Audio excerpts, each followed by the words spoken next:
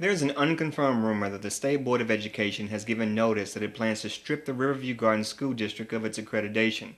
Riverview Gardens has been in the news recently because of alleged misappropriation of funds by its superintendent, which resulted in his indictment, and the firing of a popular principal, which resulted in several days of walkouts by students.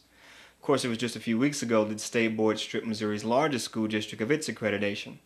But last week, the St. Louis School Board moved to appeal that action and examine its legal options should the fight end up in court.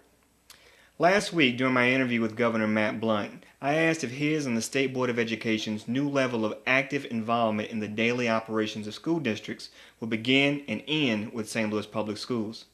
When school districts are clearly failing, the state has an obligation and a responsibility to step in to help Missouri kids.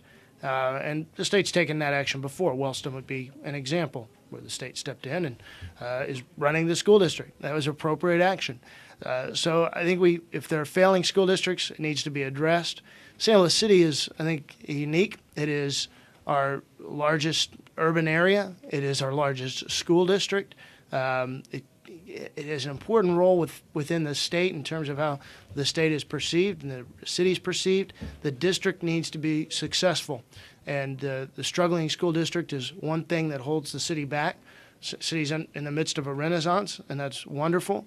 And we've made improvements. We made improvements, for example, in the litigation environment that affect the city and have helped the city, I think, economically to be strong. But the school district has been holding the city back. We need to correct that, and I think the state's taking appropriate action. I'm going to respond to that action, and I think, again, Rick Sullivan will do a tremendous job as a member of the board.